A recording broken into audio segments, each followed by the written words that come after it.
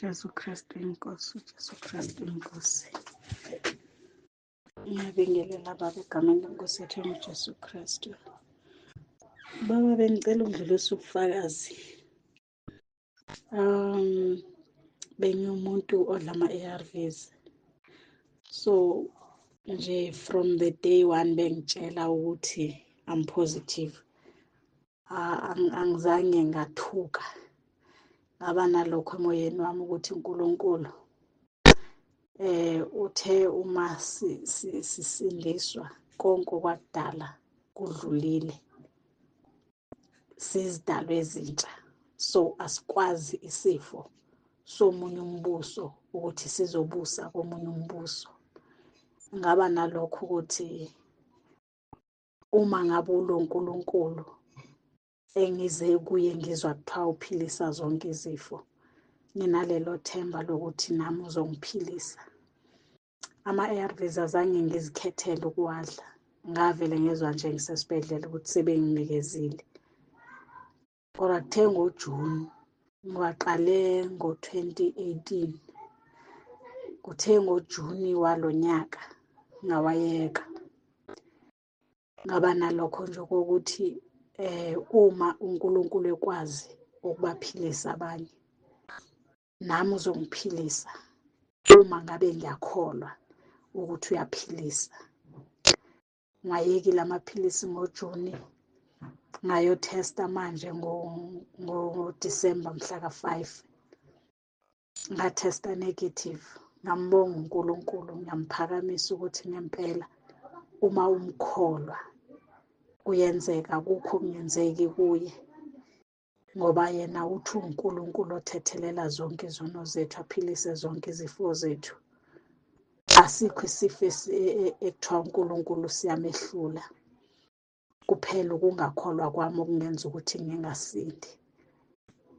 Ngiyambonga uNkulunkulu, ngiyamdumisa, ngoba emoyeni wami nje bekunalokho ukuthi mina ngeke ngife ngi-HIV positive uma uNkulunkulu esaphilisa, ngoba ngikaze ngathi ngiphume endleleni since ngasindiswa.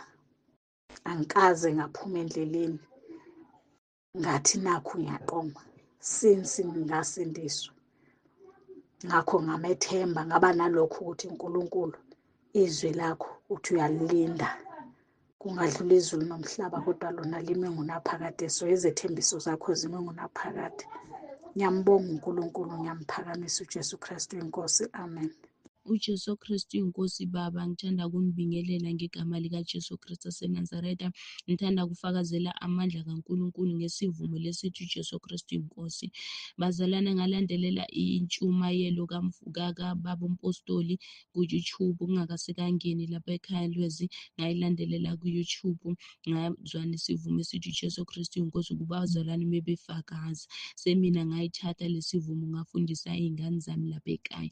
Nginomntwana ona-2 years lapha ekhaya, naye ngamfundisa lesivumo esithi uJesu Kristu inkosi. Unokuthi noma edlala noma enzani athi uJesu Kristu inkosi, noma ethandazela ukudla uthi uJesu Kristu inkosi. Lesivumo samsindisa umntanami ngelinye ilanga ngisendlini ngingamnakile ngingabonanga, waphuma umntwana waye etoilet. Wafika waya etoilet yomgodi, wafuna ukugqomukela phakathi etoiletini yomgodi. Mina ngithi ngilapha endlini nje, kwafika enhlizweni yami ukuthi phuma ufuna umntwana. Ngithi ngiyaphuma ngifuna umntwana, lapha enhlizweni yami nje kukhona lokuthi ngithi uJesu Kristu inkosi, uJesu Kristu inkosi, umntwana ukuphi? Uma ngithi ngiyamfuna umntwana, kwafika enhlizweni yami ukuthi awuke umbize ummemeze. Uma ngithi ngiyamemeza kade umntwana usetoilet, uma ngithi ngiyangena etoilet umntwana nangu sowufuna ukugqomukela phakathi etoilet. Thanda kulifakazela igama lithi uJesu Kristu inkosi, lasindisa umntanami ukuthi angene etoilet, phakathi etoilet. Ngiyathanda ukumbonga kakhulu uNkulunkulu, unemandla kakhulu. Esivumo esithi uJesu Kristu inkosi sinemandla, siyasiphephisa kuzonke izimpi, kuyonke into, siyasilinda ekuphileni kukho konke. Ngiyathanda ukumbonga uNkulunkulu, unamandla kakhulu. uJesu Kristu inkosi, uJesu Kristu inkosi. Amen. uJesu Kristu inkosi. Ngiyabingelela baba nomama Nsibane. Ngiyaqala ukuzofakaza namhlanje since ngaba khona la ekhaya Lezwi.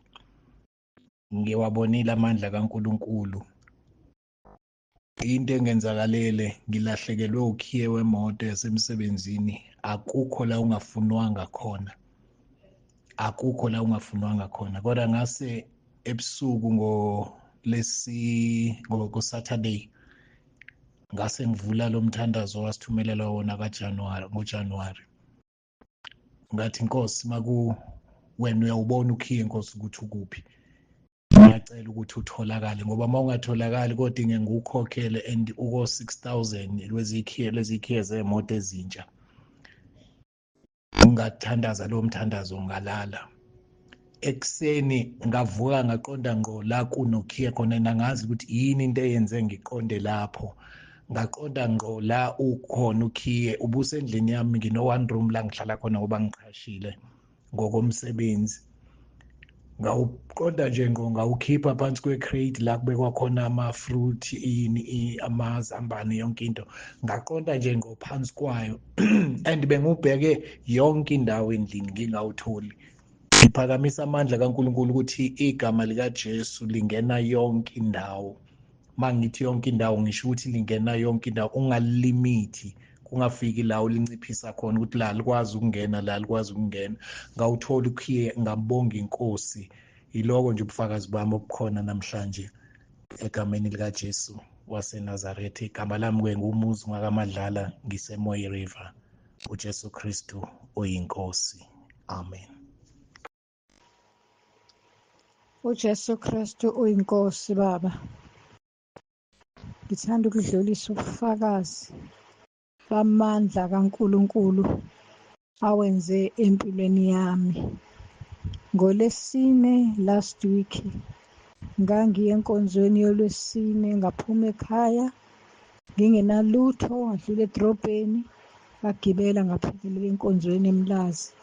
Ngathi uma ngifika eMlazi enkonzweni sengifika, ngavele ngafike ngawa. Emveni kwalokho kangiba ngisabona lutho. KwakoLwesine ngaze ngaphaphama ngoLwesihlanu sengisesibhedlela, ngabona unesi esikhonza naye enginesa.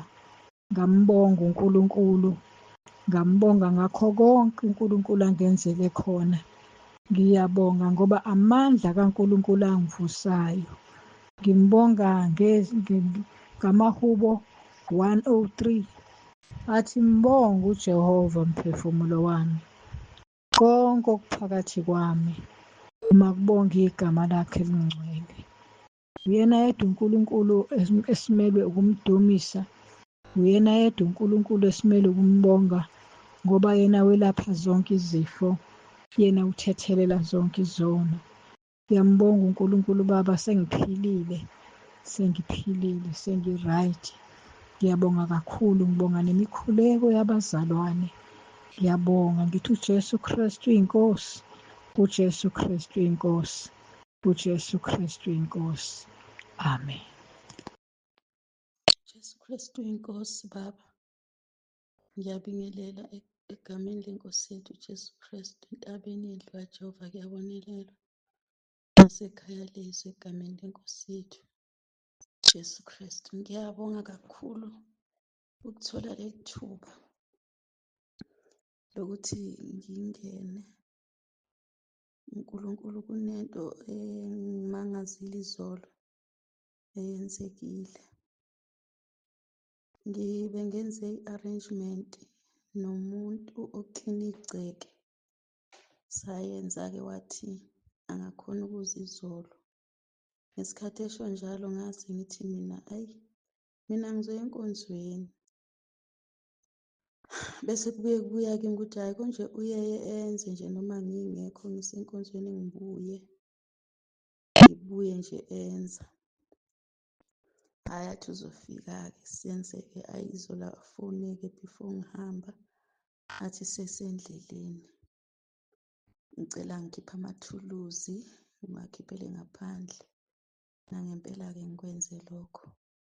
Bese ngiyahamba-ke, ngize ngihambe engafikile. Hhayi ngize ngifike enkonzweni, hawu sikhonze ngikhohlwe, kanti ngihambe igate ngilikhiyile. ngikhohlwe nje. Mase sibuya sesisendlini sengiqedene ukudiliva abazalwane, sesibuya nje nalo mama engimdilive ekugcineni. Ngikhumbula, hawu, konje kunomuntu obekufanele afike endlini ngishiye ngilikhiyile igate. Hawu, hhayi, ngithi Nkosi yami, hawe ma, hhayi ngiyizeke ngihambe nje, sengihamba nje ngiwaridi, ngikhathazekile ukuthi Nkosi, kodwa angisakhumbuli lutho nje ukuthi ngilishiye ngilivulile phela igate. Uthe uma ngingena nje egeyithini, kwakhona into engikhumbuzayo ukuthi hhayi phela akumele kube khona umuntu osebenzayo kuyisonto nenkonzweni, yena usele uyasebenza la kwakho.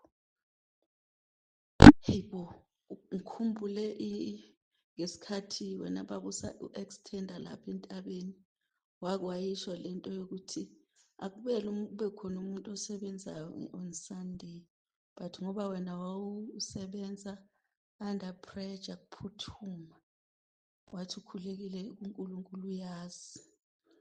Hey bo, ngathi Nkosi yami, eyi ngavele nje ngabakhuli kwaba ngingezwa ukuthi okay, kusho ukuthi isono lesi bengilokhu ngisenza. Ngiyambonga kakhulu uNkulunkulu, ngiyamdumisa. Jesu Kristu inkosi. uJesu Kristu uyinkosi, uJesu Kristu uyinkosi. Ndiyabingelela kumama, kubaba nomama, ngelihle igama likaYesu Kristu, amen. Bangcwele othethayo ngumama Khwenani. Bangcwele nam ndimanje nokubonga uNkulunkulu. Ndithanda ukungena kweli khaya lizwe, ndiyayibona impilo yam ingafani nakuqala. Ndiyambonga kakhulu uSomandla, ndiyambonga kakhulu umdala wezintsuku. Nasefemelini yam ndibona kunokuthula kakhulu since ndithe ndangena kwikhaya lizwe. Ndiyabonga kakhulu kubaba nomama, ndiyabonga umzimanda kakhulu ngegama likaJesu waseNazaretha. Ndiyamthanda kakhulu uNkulunkulu Bangcwele, futhi ndiyakholwa ukuthi usezoqhubeka nokumkhonza ngegama likaJesu waseNazaretha, nokusoloko ndilalela inkonzo ubaba belokhu ezidiliva ezifowunini zethu. Siyabusiseka ekhayeni lam, nasebantwaneni bajabulela kakhulu inkonzo ababane beyilalela kule fowuni ngegama likaJesu waseNazaretha. Ndiyabonga kakhulu, ndiyambonga kakhulu uSomandla nomama wandiletha kweli khaya lizwi. Ndithi uNkulunkulu angambusisa ngaso sonke isikhathi, ngoba Bangcwele kwakubuhlungu kakhulu. Ndandingumntu oqhakanjelwa kakhulu, ophethwe sisinqa kumqolo, ndinento enyusa umqolo le. Kodwa namhlanje ndithe ndakungena kweli khaya lizwi ndaloko ndikhuleka ndisithi uJesu Kristu uyinkosi, uJesu Kristu uyinkosi. Ndayiva ixantshuko ibindiphethe, ndisakholwa ukuthi izawusuka, izawuhamba ngegama likaYesu waseNazaretha. Ndamkholwa uNkulunkulu akohluleki ngumntwana wakhe. Ndiyabonga kakhulu ubaba nomama, uNkulunkulu asigcinele nina ekhayeni lizwe. In Jesus' name, amen. uJesu Kristu uyinkosi, uJesu Kristu uyinkosi, uJesu Kristu uyinkosi. Ngiyabingelela ekhaya lezwi, entabeni kaJehova kuyabonelelwa bonke abazalwane egameni elihle likaJesu Kristu oyinkosi. uNtomzonke ngihlala ePietermaritzburg, kunepulazi nje engihlala kulona, indawo encane.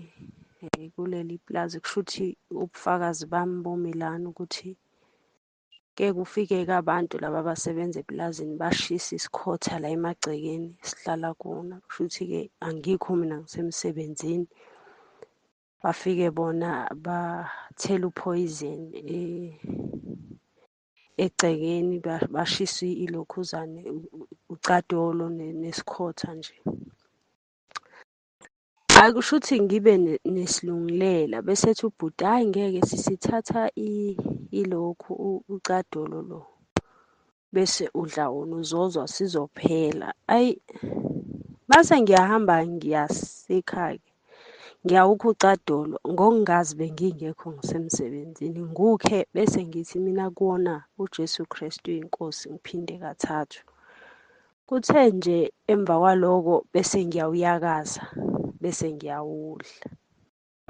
Manje ngimangaliswa amandla kaNkulunkulu. Umalume useyasho-ke ngakusasa uthi yena, hhayi bo, ngiyabona ukuthi sekuyasha la, bathela ucadolo, asikho isidingo sokuklina igceke. Ngithi mina, hhayi ngeke malume, kuthela ucadolo, kuthela uphoyizeni kanjani? Ngiyazi ngiwudlile mina ucadolo izolo. Nje ngiyambonga kakhulu ukuba kuleli khaya. uJesu Kristu inkosi. Amen.